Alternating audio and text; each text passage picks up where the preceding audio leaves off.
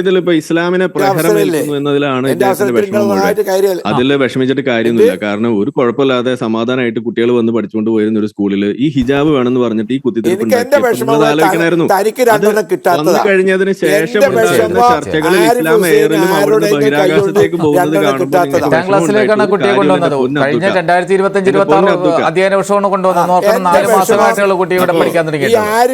ഞാൻ പറയുന്നത് ഒരു മിനിറ്റ്. അപ്പൊ അതുകൊണ്ട് നിങ്ങൾ അതിൽ ഇനി എന്തൊക്കെ വിഷമമുണ്ടെന്ന് പറഞ്ഞിട്ട് ഒരു കാര്യമില്ല. കാരണം ഇത് നിങ്ങൾ ആലോചിക്കണമായിരുന്നു. ഒരു മതേതരമായ ഒരു മേഖലയിൽ ഒരു വിദ്യാഭ്യാസം നടക്കുന്ന ഒരു സ്ഥാപനത്തിൽ ഒരു നിയമം ഉണ്ടെങ്കിൽ അത് പാലിക്കാൻ നിങ്ങൾക്ക് സാധിക്കണമായിരുന്നു. അതിന് സാധിക്കാതെ അതിലേക്ക് കാര്യങ്ങള് ബാക്കി ചർച്ച വരുമ്പോൾ അവിടെ ഇസ്ലാം എയറിലും ബഹിരാകാശത്തേക്ക് പോകുമ്പോൾ നിങ്ങളുടെ വിഷമം ഉണ്ടാവും. അത് നമുക്ക് മനസ്സിലാകുന്നു. അതിൽ നിങ്ങൾ നിലവിളിച്ചിട്ട് കാര്യമില്ല. നിങ്ങൾ മാറിയിരുന്ന് നിലവിളിക്കുക. ഇനി നിങ്ങൾ കുറെ ഖുർആൻ ഓദിച്ച ആളുകളെ പറ്റിയിട്ടുണ്ടല്ലോ. ഇവിടെ ശ്രീത്ത് ചോദിച്ച ചോദ്യമുണ്ട്. അതായത് ഇവിടെ നിങ്ങൾക്ക് ഇത്രയും ഉറപ്പിച്ച് പറയാൻ കഴിയുന്നുണ്ടെങ്കിൽ നിങ്ങൾ എന്തുകൊണ്ട് സുപ്രീം കോടതിയിലേക്ക് പോയിട്ട് എന്റെ പൊന്ന് ജഡ്ജ് അങ്ങനെയല്ല, ഇസ്ലാമിൽ നിർബന്ധമാണ് എന്ന് പറഞ്ഞുകൊണ്ട് അവരെ കൊണ്ട് കർണാടക ആ വിധിയിൽ നിങ്ങൾക്ക് തീർപ്പ് കൽപ്പിക്കാൻ നിങ്ങൾക്ക് എന്തുകൊണ്ട് സാധിച്ചില്ല?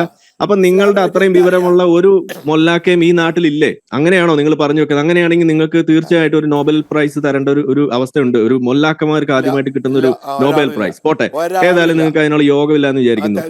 ആരും അറിയാതെ പോയി. എന്താണ് ബാർബറാം ബാലനെ തിരിച്ചറിഞ്ഞില്ല എന്ന് പറഞ്ഞ മാതിരി ഇങ്ങനെ ഒരു മൊല്ലാക്കെ ആരും തിരിച്ചറിഞ്ഞില്ല. പോട്ടെ, ഇനി നിങ്ങൾ പറഞ്ഞ എന്താണ് ഖുർആനിലുണ്ട് എന്നാണ്. ഖുർആനിൽ വേറെ ഉണ്ടല്ലോ. സ്ത്രീകൾക്ക് പഠിക്കാനുള്ള അവകാശം ഖുർആനിലുണ്ടോ? ഇല്ലല്ലോ.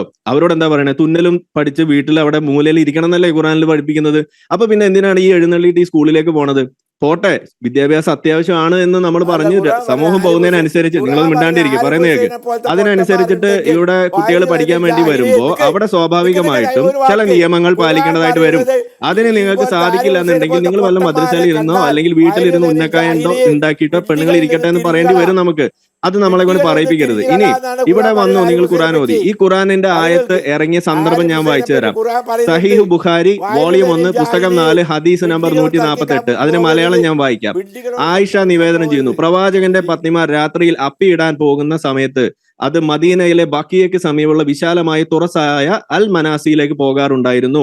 ഉമർ റളിയല്ലാഹു അൻഹു, ഉമറിന്റെ ഭരണം കൊണ്ടുവരുന്ന പറഞ്ഞ ഉമർ പ്രവാചകനോട് നിങ്ങളുടെ ഭാര്യമാരെ മൂടുപടം ധരിക്കട്ടെ എന്ന് പറയാറുണ്ടായിരുന്നു. പക്ഷേ അള്ളാഹുവിന്റെ ദൂതൻ മുഹമ്മദ് അങ്ങനെ ചെയ്തില്ല. ഒരു രാത്രി പ്രവാചകന്റെ ഭാര്യമാരിൽ കുറെ എണ്ണം ഉണ്ടല്ലോ, അതിൽ സൗദ അപ്പിയിടാൻ പോയപ്പോ ആ സമയത്ത് ഉമർ അതിലെ നടന്നു പോകുന്നു.